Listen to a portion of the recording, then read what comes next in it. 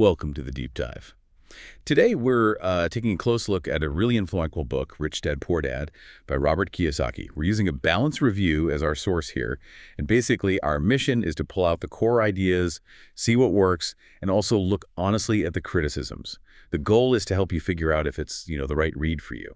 Yeah, it's quite a setup, isn't it? The book's structured as, well, part memoir, part finance guide. It's all built around this contrast Kiyosaki draws between his poor dad, his actual father, kind of representing the traditional path, and his rich dad, who is supposedly his friend's father, a self-made millionaire type. And the whole thing really champions financial literacy, investing, entrepreneurship, things quite different from just getting a job. Okay, so with that background in mind, what would you say are the book's biggest strengths? Where does it really hit home? I think for a lot of people, its main power is in the mindset shift it pushes for. It encourages you to stop thinking just like an employee and start thinking more like an investor.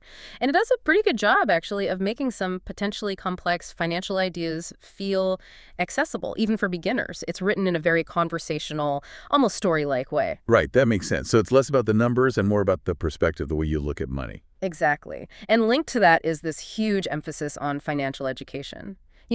The stuff you often don't get in school. What really lands is how it breaks down assets versus liabilities. Kiyosaki says assets put money in your pocket, like rental income or dividends. Liabilities take money out, think car payments, consumer debt. Now, it's simplified, sure, but it's a really powerful starting point, and it definitely inspires people thinking about starting a business. Okay, but like you said, it's simplified. And, well, even really popular books get pushed back. Rich Dad, Poor Dad definitely has its critics. So where do those criticisms usually focus? One of the main ones you hear is that it's short on concrete, step-by-step advice. People say it's great for motivation, maybe changes your philosophy, but it's weak on the practical how-to. And then there's the whole question around Rich Dad himself, the biographical accuracy. Some folks suggest he might be more of a composite character, or maybe just a teaching device, not a real single person. That's interesting. And what about that oversimplification point? Does that make the core ideas less useful? I wouldn't say less useful, but maybe incomplete. That assets versus liabilities idea, it's helpful, absolutely. But real financial life is often more complex, more gray than black and white.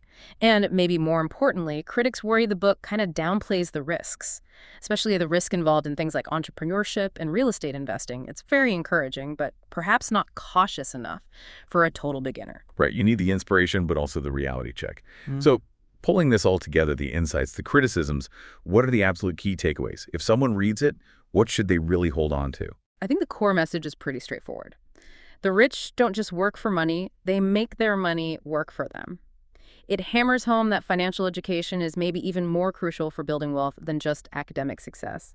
And it really pushes you to focus on acquiring assets, things that generate income, and actively minimize liabilities. It's basically a call to constantly learn about investing, about real estate, about business. So who should actually pick this up then? Who's the target audience, really? I'd say if you're just starting out with personal finance, maybe you're thinking about entrepreneurship, or you just feel, stuck in that paycheck cycle. The book really aims to give you a major shift in how you think about money and work. It's designed to shake things up. Thinking about all this, what strikes you most about that mix the strong inspiration alongside the valid criticisms? Well, if you look at the bigger picture, it really suggests something important, that mindset shift. It's absolutely vital. You need to think differently. But maybe understanding the practical steps and just as crucially, the risks involved. That might be equally important before you jump headfirst into new financial ventures. It's about getting fired up, yes, but also being prepared for the reality.